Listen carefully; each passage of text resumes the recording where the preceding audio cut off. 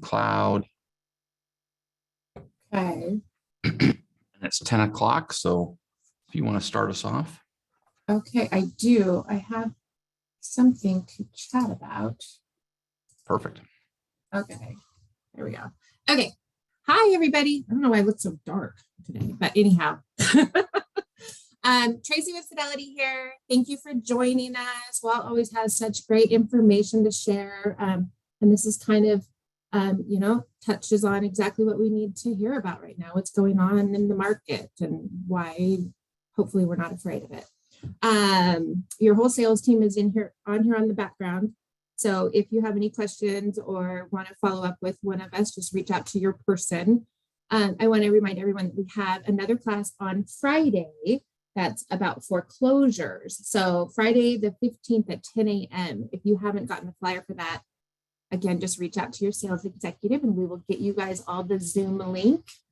And I think that's about it. And we're going to be sending out your CE in the email after this class, and Walt's recording that, so we will forward that to you if you're interested in having that. So thank you, Walt. Take it away. Perfect. Hey, thanks, Tracy. Thanks for having me. It's always a pleasure to be able to do these classes. And today we're going to get out of the weeds, I think, out of the noise that a lot of the market has, and really talk specifics on the market. And my goal today is to be able to give you tactical ideas to help you guide your clients and be that voice of reason for your clients. So, of course, I see a lot of friends here that have logged in. So good to see you all. We see you, you can't see us, but thank you. And Tracy, again, thanks so much for having me. Love Fidelity, love Tracy. We do all of our transactions with Tracy, and so and they're at Fidelity, and they do an outstanding job. So I highly support Tracy and Fidelity. So I hope you guys do too. All right, so let's get rolling here on the PowerPoint. And let me share my PowerPoint. Share screen.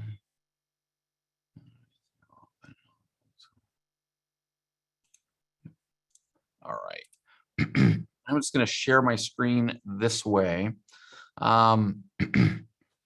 Instead of you'll see the slides on the side, but you'll get the point here. So the first thing that I want to ask really is, well, let me bring this slide up first. So, and I want to get a show of hands here in a minute, or some ideas from you guys, but this screenshot was of a screenshot of Diana Orlick, not the host, but a commentator on CNBC, that said that nearly 50% of homes are considered overvalued. My question for you is, when was this? When did she say that? If I can get in the comments there. So this is to see who's active, of course. But I want to get from you guys when you guys believe she had said that. Again, Diana Orlick, 50% of homes are overpriced in the market. So we've got some March, some July, last summer, last spring, Kelly, 2008, Bob Norris, 2020.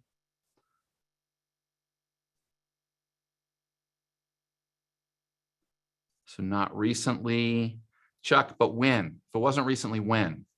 What year? So it was pre-pandemic.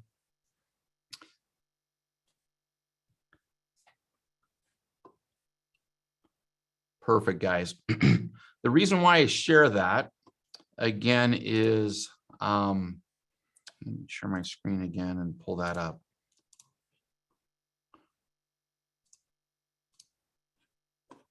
She said that in 2017. Now, if you followed her advice in 2017, you would have missed out on a tremendous amount of equity since 2017. And it's the noise that the media creates that then we need to combat. People look at Diana Orlick as being an expert in the field. She's an expert at selling time, which CNBC sells commercials. And they do a great job. We have CNBC up in our office most of the day, and we follow CNBC and we follow a lot of other economists, but she is wrong more than she is right. And she's creating undue stress and not giving correct information. I'm surprised that she still has a job, honestly. Recently, this was 2 days ago, Diana Orlick and Becky, I forget her last name, they were on CNBC, and they were telling homeowners that the current first-time home buyer interest rate was 7%. Again, wrong, not correct. As I'm going through reels on Facebook and Instagram and that, I recently found two different lenders. One telling clients, don't buy unless you're going to stay in the house more than 5 years.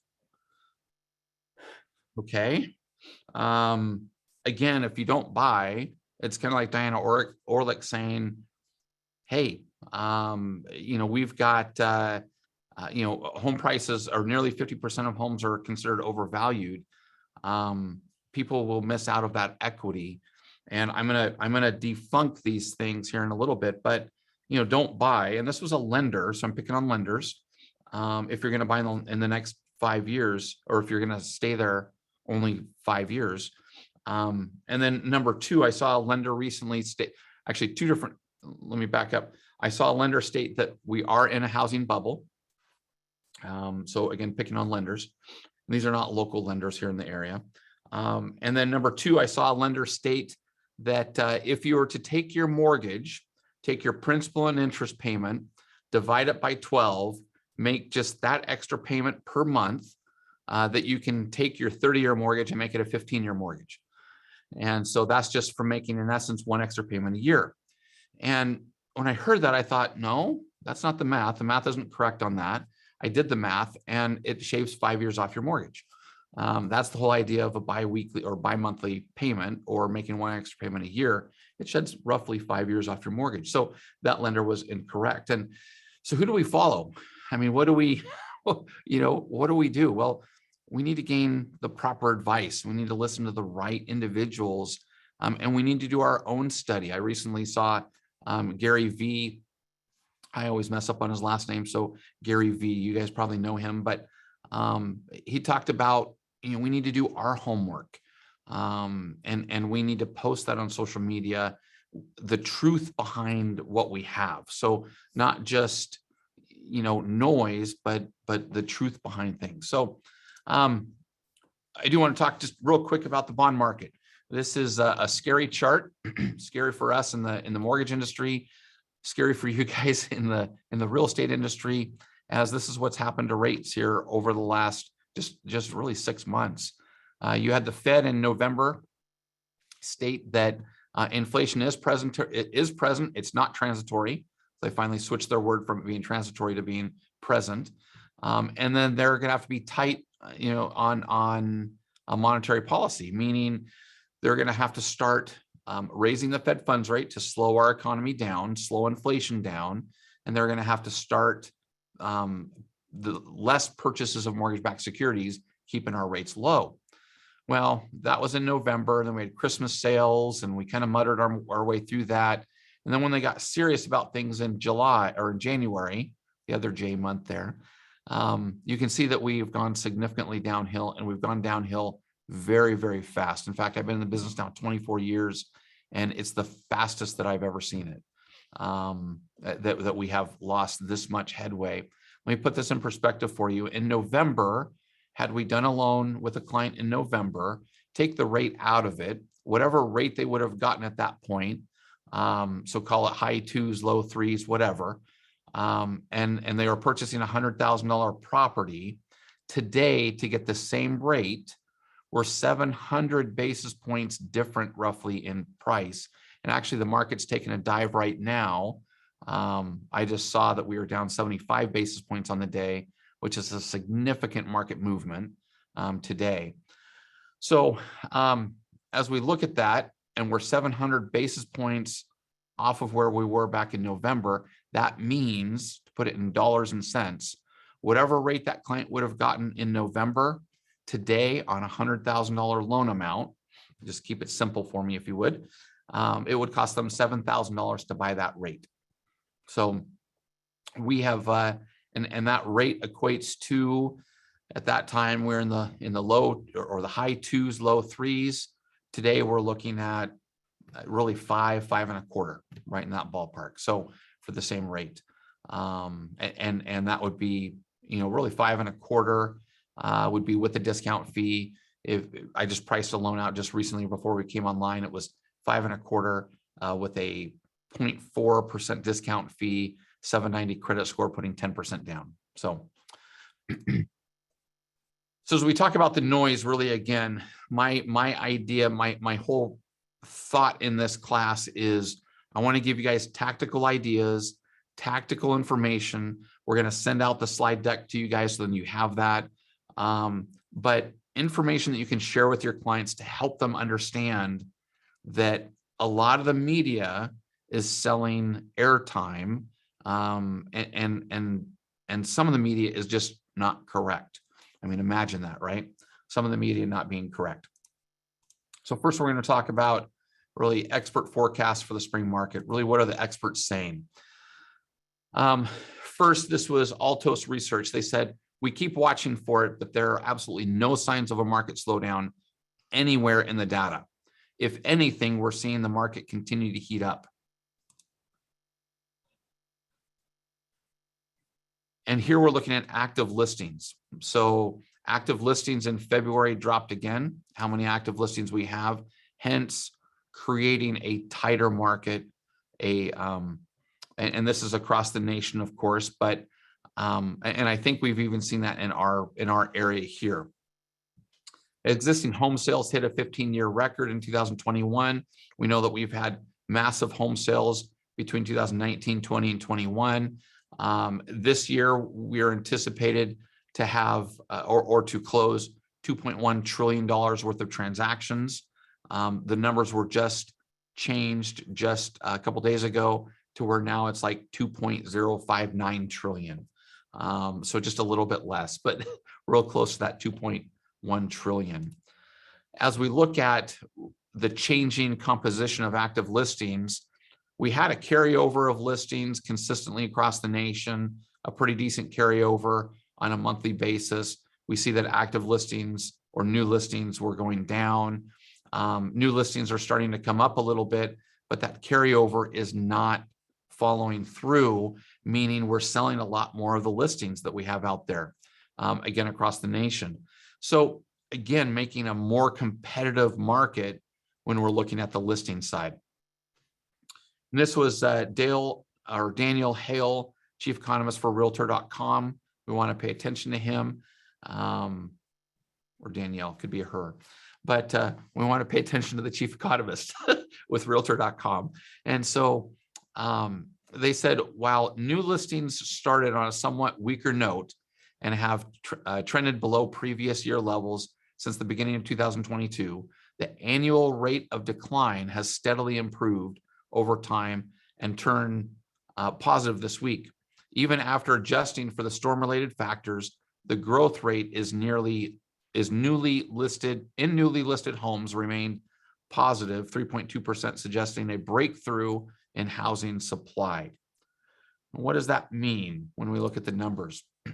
First, we want to look at really housing and teaching our clients that housing is a hedge against inflation. What does that mean? Well, a hedge is a stop point. A hedge is a guarantee point. We know that when you buy a house, your principal and interest payment is fixed. It is set for a certain amount of time. So that is the hedge. We know that rates are going to continue to climb and they're going to continue to rise. That is the hedge. So rates continue to rise as inflation rises, but your mortgage payment stops and it stays at a specific level as rents continue to rise and inflation hits. As we listen to Lance, editorial director of Fortune, Lance said, now more industry insiders are throwing out their previous forecasts and replacing them with a more bullish short-term outlook. Indeed, some experts say the 2022 spring housing market might go down as one of the most competitive on record. And I would say that as we're looking at the market, we're seeing more homes selling, not a lot of homes, not a lot of listings coming to pass, but more homes selling, not as many rollovers, hence a more competitive market. So what are you doing to help clients get the offers accepted? What are you doing? What are the different things that you can do? I know recently we just had a client that they decided they really liked the house, and they decided that they were going to pay $2,000 of the seller's closing costs. So they put that in there. I've seen other offers that the seller said, or the buyer said, hey, we'll buy the seller's favorite whiskey, and we'll put them up in a hotel for 1 or 2 nights over at over on the coast, or over in Sun River. Thinking creatively of the things that you can do to try to win that seller over. I don't know where we are on love letters anymore. I saw that it looked like that was overturned. So you guys know more about love letters, if they're acceptable in these days today, or markets, or if your brokers will allow them. But I think that was overturned anyway. So as we go forward, what's happening with home prices across the country, we'll explore that. We're also going to explore the question on everybody's mind: is this market sustainable? And then at the end, we're going to give you again the tactical side of now what? Is now a time to buy? And we're going to talk about adjustable rate mortgages. I think adjustable rate mortgages are a mortgage that was in play a while ago. And when I say a while ago, 15 years ago, so maybe that's not a while ago, but they were in play a while ago, where I think they could come back, and I think there's a reason for them.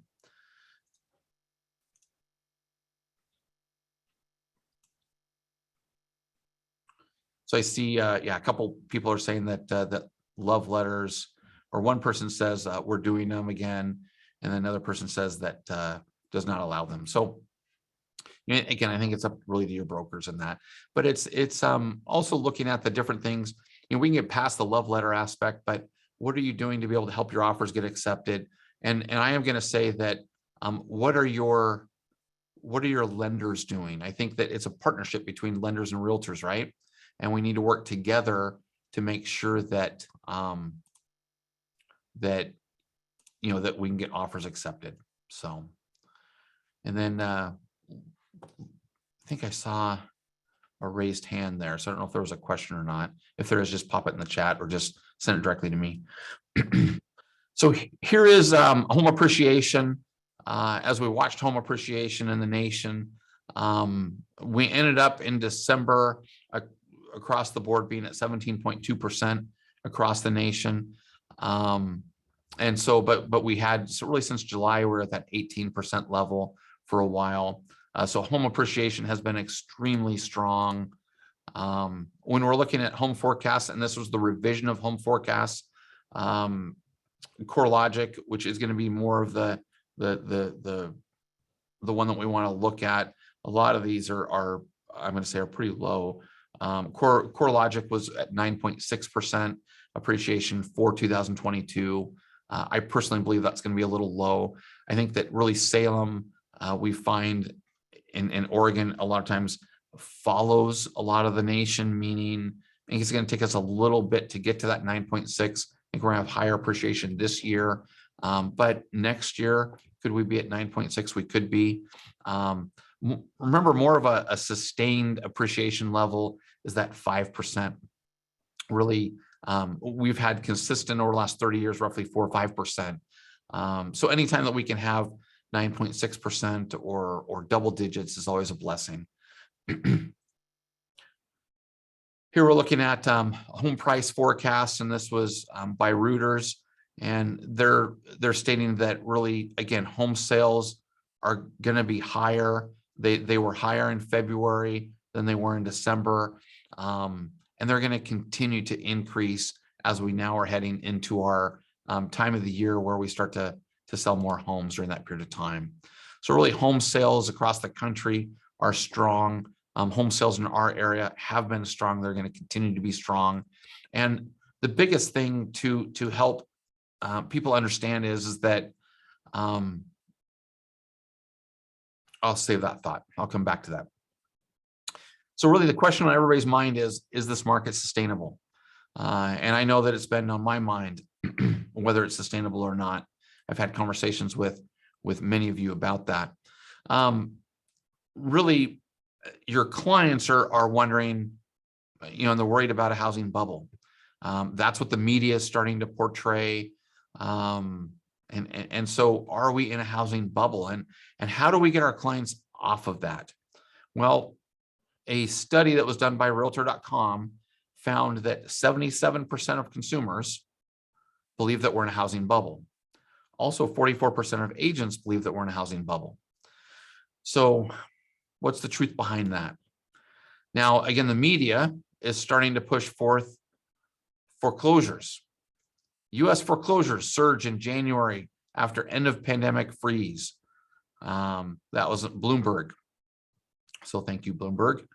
U.S. foreclosures are the highest since pandemic start. Boston Agent. Thank you, Boston Agent. Starting to sell that foreclosure aspect and in my opinion, scare our clients. Now, as we look at that, let's start to look at the truth behind it. Foreclosures are not surging. In 2019, in January 2019, there were 11,960 foreclosures filed. In 2000, or that was completed. In 2020, January 2020, there were 9,600 foreclosures that were completed.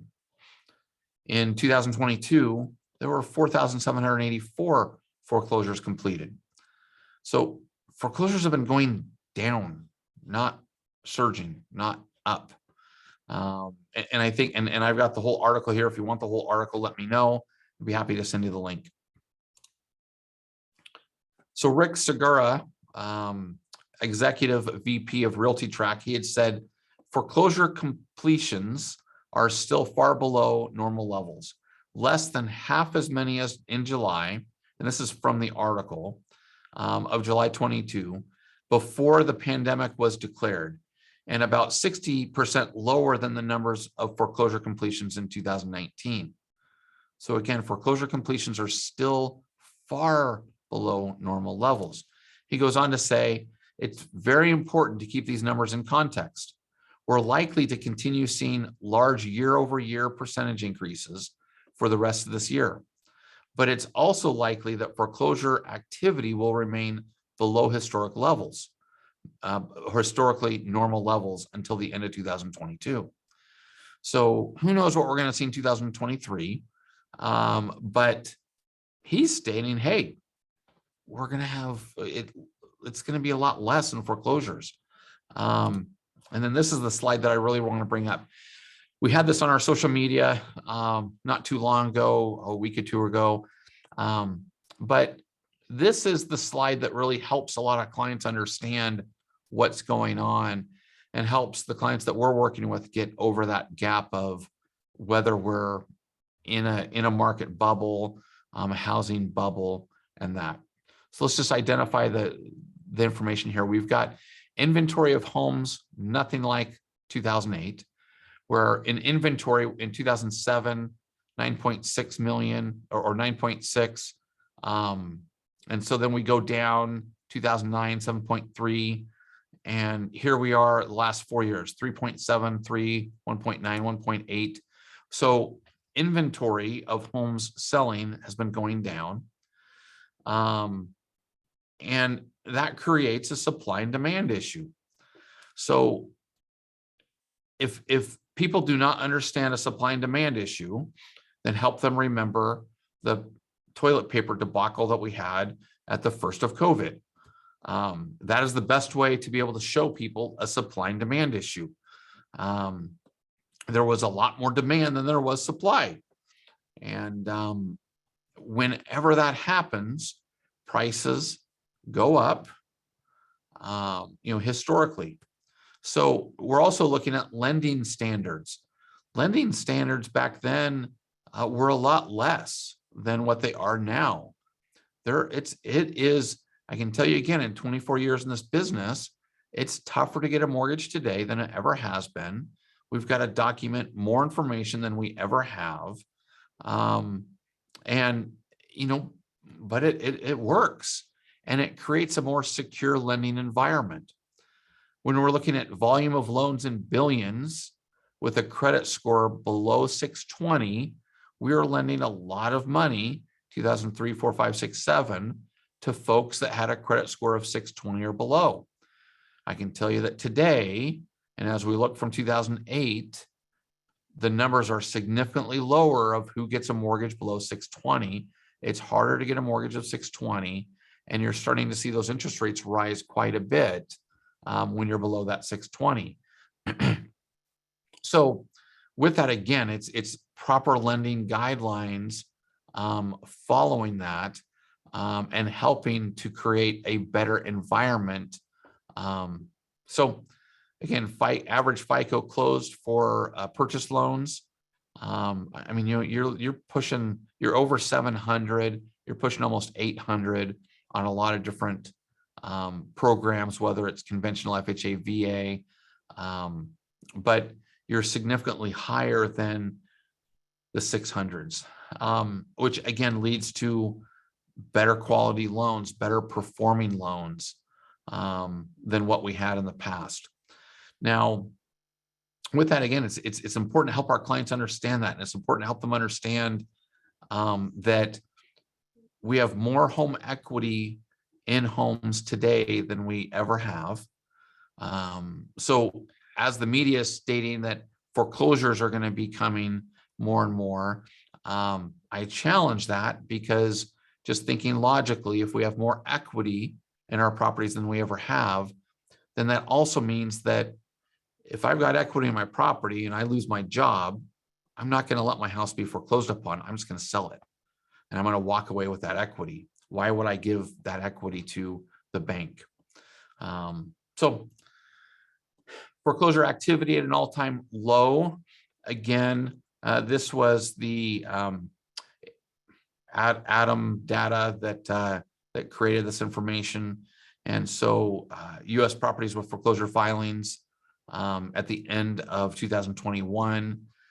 So we can see here where 2005, we were at 533,000. We then crested up in 2006 at 718. We hit the $1 million mark in 2007, kept increasing, hit the pinnacle in 2010. 2010 was a beautiful year to be in the business. Realtors learned how to work with short sales and foreclosures like we never have in the history of being in the business. And of course, I don't have sarcasm very much, do I? And then we have 2011, they started dropping, started coming back down, 2016, and here we are at 2021, 151,000 filings. So foreclosure activity is actually at an all-time low, not in a surge, as the media would have you state, or are telling our clients.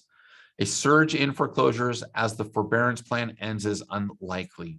And this is the chief economist or an economist for CoreLogic. So again, a surge in foreclosures as the forbearance plan ends is unlikely. The very rapid home price appreciation in 2020, 2021 has boosted home equity. Record levels of home equity will help limit the number of homeowners that experience foreclosure. So, all right.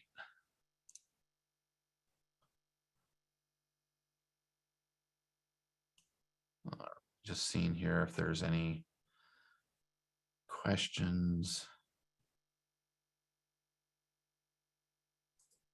Nope, I think we're good.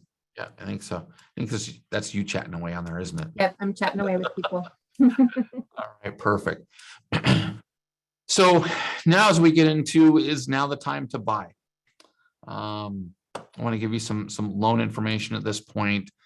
This is one thing that we're telling our clients right now, which is really the cost of waiting. What does cost of waiting look like? If you were to buy a house today at 350, and you're and this was a report just a little while ago. I didn't change the interest rates on it, but as I was sharing this with people, I would do their individual transaction. So 350 we know is a low purchase price. We also know that interest rates are not 4%. So, but if we were to do this, let's just say a 4% rate, 350 purchase price, your payment's $2,094 a month. As if you waited, and this is what we share with clients, if you wait 6 months and the price goes up by 7%, so we're seeing a 14% appreciation in our area in that house, just a 7% increase, you're now going to be making an offer at $374,500, almost $25,000 higher than your 350 price. Also, interest rates we know are going up. And so as interest rates go up, that payment then has a tendency to go up. And this goes up roughly $225 a month. So two things happen as we have the increase in appreciation, as we have an increase in rates. As we have an increase of rates, a lot of times the amount that an individual can borrow is going to be less. So there's multiple challenges. So our advice is buy today. If you're going to live there more than a year, 2 years, buy today. Start gaining that appreciation, understanding that your first home, if this is a first-time home buyer, is not going to be your dream home, that you're going to get there, you're going to be there for a little while. And then as we show them this, a lot of times, again, they get off the fence. They understand I need to buy today, and they get a little more serious about their offers. And it helps to be able to do that. As we look at if in 6 months, the value went up by 10%, and I've got a rental that my house went up by 10% within a 6-month period of time. And literally it was when I purchased it in August, it was 350. The value was 350. And then just a couple months ago, the value was 385. And so as this happens, interest rates rise. Again, you're looking at, instead of purchasing today at $2,094 a month, now you're pushing $2,500 a month, and you're looking at spending $85,000 more, or not 85, but $35,000 more than what you would have spent just 6 months ago. So when we share the cost of waiting with clients, it creates a sense of urgency for the client. And they see the numbers. As we start to go forward, we start to talk about how long they have been renting, and how housing acts as a hedge against inflation. Your housing payment stops. Yes, your taxes and insurance can go up, but your housing payment stays the same, but your rent is going to be increasing. And if you were to start renting at $1,800 a month and pay for 60 months, 5 years, with a 3% increase every year, you're going to spend $114,677, almost $115,000. $115,000 going towards the landlord. If you want to do that, please let me know. I'll buy a rental and we can put that person in a rental. I'll help you buy a rental and put that person in a rental, because that's a great renter if they're going to be there for 5 years. But our clients deserve better information than that. And we can show that that in purchasing today, they're going to put $31,000 in their pocket in purchasing today. And so that would be from their payment, the principal that they pay down on the loan over that 5 years. Again, housing acts as housing is a hedge against inflation. We've got $114,000 net cost purchasing today, and that would be for rents over a 60-month period of time. Purchasing today, our client's going to spend $93,000 on payments, of which, $125,000 on payments, of which they would have paid $31,000 to themselves. Hence the net cost of $93,000.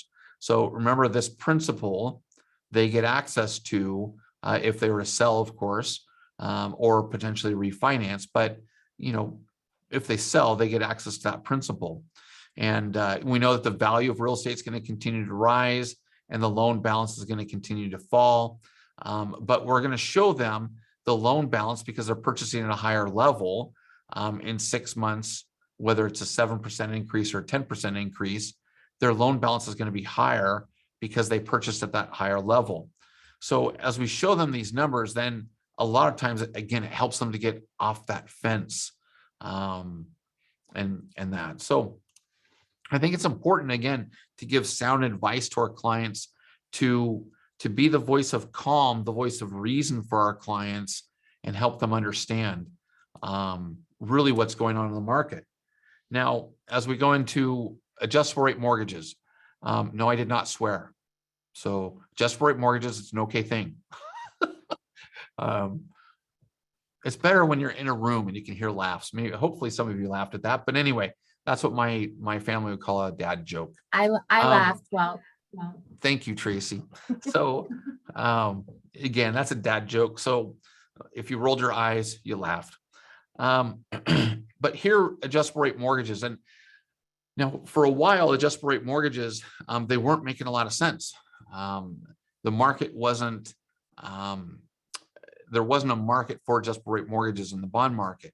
Those rates would be equal to, if not higher than what 30-year fixed rates would be. Now I priced this one out on the 28th. This was a $500,000 purchase price, putting 10% down. And as we looked at it, the rate that day for this client was 4.875 on a 30-year fixed. The payment was $25.23. We looked at a 10-6 arm. Now, I would say that a 10-6 arm, meaning it's fixed for 10 years and then adjusts every 6 months thereafter. I would say that's a pretty safe arm when we're looking at the fact that most clients aren't going to move, or most clients will probably move within the next 10 years. And the reality, again, the market that we're in now with rising inflation, with oil prices where they are, with the war going on, with all the things that are going on in our market, as the Fed is trying to get a hold of inflation, they're going to push us into a recessionary market. As they push us into a recessionary market, again, since 1946, the 12 times rates have gone lower in a recessionary market. We saw this in the 70s. We saw this, every time. And so as we see that, rates are going to be lower. So chances are they're probably going to refinance as we go into a recessionary market within the next year to 2 years, and rates are lower. It's a good opportunity for them to refinance. So they're probably not going to keep the loan for 10 years. And if we look at most people and how long they keep their mortgages, they don't keep their mortgages more than 10 years. So a 10-6 arm could be a good, safe bet for a client. Now, for this client, you're looking at a 0.5% difference in spread between the interest rate, saving $134 a month on a monthly basis. So again, a pretty good thing there. Now you might say, yeah, but at the end of 10 years, Walt, what happens? The client has to refinance, or, the client sells and, did they really make a big difference? Well, $134 savings a month, that can either help them be more comfortable with a payment. Instead of a payment over $2,500, their payments below $2,400. That just sounds better, right? But then you can also look at, on an investment side, if you were to take that savings on a monthly basis, the $134 savings per month, and invest that on a monthly basis into a separate side account, making an 8% return. Now you'll say, where do you get an 8% return? Well, the S&P has been over 8% for the last 30 years. So just invest in the S&P. I'm not a financial planner. So with that, follow financial planner's advice, and I can refer you to one. But if you were to take $134 a month and invest it for 10 years, just 10 years at an 8% return, you grow an account that has $24,636 in it. So if you have that discipline to do that, you can grow that account. Now, let's say it costs $10,000 to refinance. You take the remainder of that money, so $14,636, and then invest that, keep that in that separate side account. Don't put any more money towards it. Don't grow it anymore. But over the next 20 years, that account grows to $72,000. So was that a good bet? It depends. It depends upon what the market did, what the housing market did, what interest rates did. There's a lot to it. But I will say that this is a safe bet. It's safe in the fact that you can always gain access. So if we ever have a time where the client loses their job, things happen and the client needs some money for something, they can go into that account and take the money out of that account, opposed to having to sell their house or refinance their house or do those things. It can be a good, safe bet. Now, if they were to take that $134 a month and put it towards their mortgage every month, making the same payment as the 30-year fixed, they actually shed almost 2 years off their mortgage. So that could be a good benefit for them as well, to be able to do that. So in today's market, I think it's more important than ever, again, to create less noise in the market, help with the noise, help calm the noise. And that's really our job as professionals to do that, right? So to calm the noise, give our clients right information, and then give them solutions to be able to, and strategies to create wealth through their mortgage. When clients can create wealth through their mortgage, they understand buying sooner rather than later. They understand impound or not impound accounts, but they understand interest compounding. So compounding accounts, and they understand the time value of money. And that's what our clients, what we really harp on with our clients, is helping them understand those things. Now, one thing I want to pull your attention to, and this is, I'm going to share a secret with you guys, okay? So you guys can go to theschultzteam.com. So the Schultz, SCHULZ. Google search theschultzteam.com. If you ever want to know what rates are doing and you want the truth behind what rates are doing, just go there. You then can hit where it says today's rates. This is the first company I've ever been at in 24 years that actually publishes rates, and publishes rates per the individual client. So not just a basic rate, an advertising rate, but a true rate. What's going on right now? Now, when you go there, you hit today's rates. So you go to theschultzteam.com, hit today's rates. There you're going to see get a rate quote. Now you can fill this information out, and it's not going to ask for your email address. It's not, it's not to gather information. It's for your information.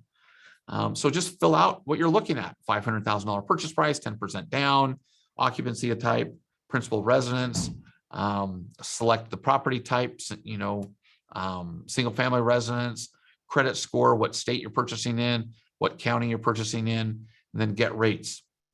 When you do that, it's going to come out with today's rates, and it's going to show when we published rates, how long ago we published rates. And then all you have to do is if you want FHA, you hit FHA, it's going to show you the rates there too. But then you hit this little arrow down, and it's going to start to expand this. And then as it expands it, you can hit the show all 20-year rates, and it's going to give you the full credit spread, the full rate spread. But here you then can start to see, at 5 1/8, that's the cost for the loan. At 5 1/4, that's the cost. As you start to go through these, if you hit show all rates, you'll see a rate stack. But the other thing is you want to show details of the loan to then break out what the actual fee is for that rate. So what is the buy down fee for that rate? Because the cost is not $4,500, that includes a $1,490 fee processing underwriting fee. So when you hit the show details, then it's going to show the actual cost.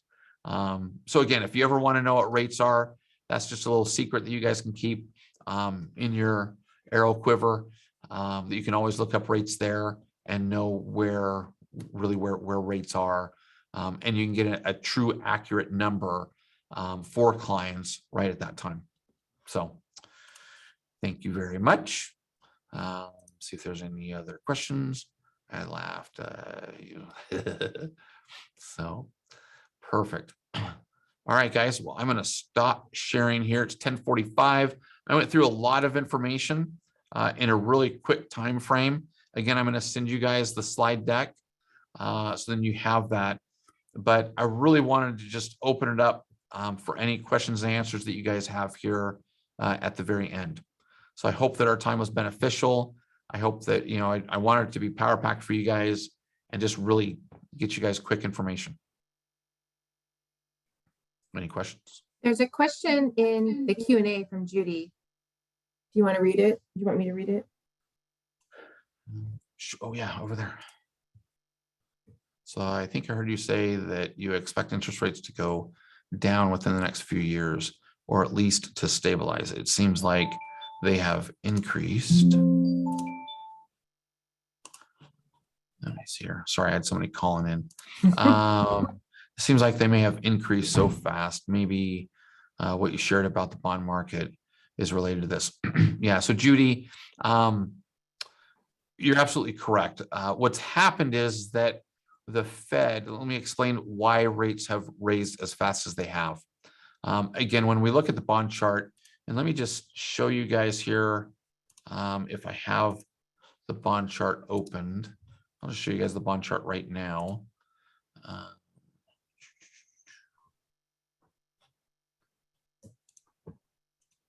It's always hard finding things. Yeah, let's share that, and then I'll go to the bond chart. So you guys should see the bond chart right now, right? Are you seeing that, Tracy? Yeah, you can say it. So when we started the class, we were down 45 basis points on the day. Right now, we're down 72 basis points on the day. So rates are getting worse as we speak right now. And again, you can see this downward trajectory. The Fed, as they met back in November, again, they talked about rates being, before that, they kept saying, and it was kind of a joke to a lot of people in the industry, that rates are transitory, that inflation is transitory. And we kept saying, no, it's not. Inflation's prevalent, and inflation is in the market. I mean, you can see it, you can feel it. Inflation's there. Well, as we started to watch that, then we hit in November, the Fed changed their story, and they said rates are not transitory, but they are prevalent in the market, and we're going to have to do something about them. Well, we're not going to do anything yet. So we started cruising along, and the Fed waited until after the holiday season. Hence, you can see kind of a downward trend here, but not that significant, just a little downward trend. But then as we hit the new year, that's when you can see rates really started to fall as the Fed became more vocal on interest rates and inflation. Now, remember, the Fed has one job and one job only. Their job is to kill inflation. I mean, in a very simplistic view, and I like to bring things into a very simplistic view, their job is to kill inflation. That's it. So from there, they shouldn't be doing anything else.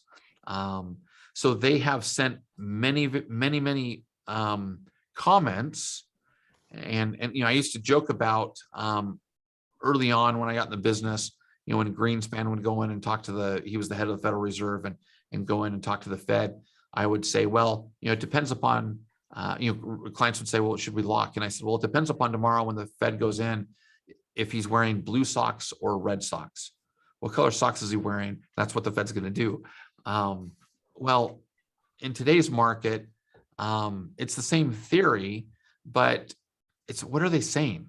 I mean, it's the comments that they're making. The Fed can do one thing one day and then make a comment the very next, and the market can blow up because of that. And just because of the comment. So the Fed has a lot of power in that sense right now. And you had, not too long ago, and I'm totally misplacing her name, the second in charge with the Fed, she had made some comments that was not very, very good for the market, and we had a massive sell-off. But the Fed is I think they have a tough job right now because they've allowed, first of all, they have printed 40% of the money that we have in the economy. They printed it in the last 2 years. So, we had $6 trillion worth of, I mean, and when you're talking 6 trillion, I mean, Tracy and I were talking yesterday, and how do you get your head around a trillion? I mean, it's just, I can't, it's just too big of a number. You're talking $6 trillion worth of bailouts that we had last year. Nobody ever talks about the 1 trillion worth of bailout that we had early on in COVID. That was for the banks. And that was to buy out the banks because, we had a massive sell-off in the bond market, and you had investors that were buying bonds on margin. And as we had that massive sell-off, then the banks, there was a run on the banks. And so the banks wouldn't fail. The Fed had to hurry up and print money for the banks. And that way to the recent increase in COVID-19 cases. For appointments, That's not me. I know. I don't know who logged in as you. So I must have given my link out. I was, yeah. Yeah, So it's muted. people But sign anyway, so the Fed is trying to kill inflation right now, and they're increasing the Fed funds rate to do that, which is the overnight cost of funds that banks charge each other to borrow money. And so as they're increasing that Fed funds rate, they're trying to slow the economy down. We've got Bank of America now today admitting that credit card balances are rising. And so it's very interesting in the time that we live, and the Fed's trying to kill that inflation. Now, as they do that, they will stall the economy. And then there's an inversion that will happen, happen really quickly, where the 2-year bond and the 10-year bond will then invert in price. And that's technically when the recession starts. And we've almost been to that a couple of times as the Fed has been increasing the Fed funds rate, and which then has caused bond traders to then sell off. And you can see that massive sell off. So, as we have that, what will end up happening is that, again, they'll start to stall the economy. They'll need to speed it up by lowering the Fed funds rate and then help us get out of that. But the question is are we going to have a hard recession or a soft recession? What does that look like? But the economists that I'm listening to right now that have a tendency to be more right than wrong are stating that interest rates within the next year to 2 years could be below where we were just a year and a half ago, 2 years ago. So, while we're in the most competitive market that we've ever been in, as the other people are stating, and as we showed throughout the PowerPoint, we're also heading to, I think, one of the best times to be in the industry. It's a little hard right now, but we're also heading back into one of the best times in the industry where we're going to be back down in lower interest rate realm. And which, you're exactly correct, Judy. That's why I think ARMs are a great option right now. And I think that the 10-year ARM is a safe option where you're fixed for 10 years. And most likely you're going to sell or refinance in the next 10 years. I mean, historically, that's what most people do. So I think there's a safe ARM. I think there's a safe way to invest in real estate, whether you're a home buyer, first-time home buyer, an investor. And then there's a crazy way that, we looked at back in 2008 that didn't work too well.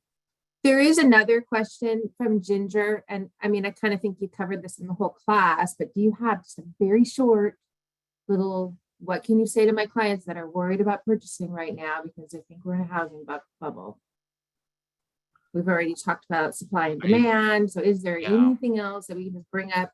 I think you share with them that slide that is, I think that you share with them this slide. Where are you? Share screen. This slide. I think you explain this slide that it is nothing like 2008. So quit getting stuck on 2008 because 2008 happens every 40 years, and it happened 40 years ago. Happened 40 years ago before 2008. It's going to happen again in another 40 years. But it's not going to happen again So before we that could wait 4-year it out period. and buy something in 40 years, right? Yeah, I mean, it's just exactly. I mean, markets repeat themselves just like history repeats themselves, right? And the Great Recession that we went through, depression, whatever you want to call it, in 2008, happened 40 years ago. And before that, 40 years before that, it happened then, where we've got a massive turn in the market. Now, the downside to 2008 was lending was the big part of that. That's what caused us to push into that. But we were already sliding into that market. I mean, we already had inventory levels at massive high areas, which, but the problem was we were lending improperly. Now we've learned from that. And in learning from that, this isn't a bubble. And again, just share with them supply and demand. And that's why I just kind of said, well, if a client doesn't understand supply and demand and somebody that's very, very educated, I love working with very educated people because I just take it down into simplistics. I mean, let me help you understand supply and demand. Do you remember when COVID happened? Yes. Okay. Were you able to buy toilet paper? And so, well, no, I wasn't. Okay. How long did it take you to buy toilet paper? I had to go to the store for like 8 days in a row, and I finally was able to get some. Right. That's supply and demand. Now, some people increase the price of toilet paper, which is what housing has happened. Most people didn't, thank goodness. They didn't take advantage of people, but it's supply and demand. It's, so we've got supply and demand right now. We've got, talk about shipping. I mean, it used to cost $1,500, $500 to $1,000 to ship a shipping container across the world, and it would take 15 days. That was before COVID hit. Now it costs $4,500, and it takes 100 to 120 days. Supply and demand. Help them understand supply and demand. And I think sometimes when you have a very highly educated individual, it helps to take it down very, very simple for them, and not to make them feel stupid, because you're not trying to do that, right? But sometimes when you're talking to somebody that's highly educated, they're highly educated in what they're highly educated in, which may not be economics. Right. So I hope that helps. I hope that answers that question. I think that was a great answer. So I think we are all caught up on that, and we are at 10:58, so we're good on time. I've got your credit hours all ready to go as Wait a soon as I minute. get the recording We have from to sit Walt. here for 2 more minutes, so you have your 1 hour, right? No, we're fine. No. We are Hey, fine. thanks so much, Tracy. Let's see, we got one more. Great. Okay. Awesome. You guys, thanks for popping on here with us. And remember, we do have another CE on Friday. So if you need the link for that, let me know. Yeah, I think we're good. See Thanks, y'all later. guys. Have an awesome day. Bye. Yeah, bye.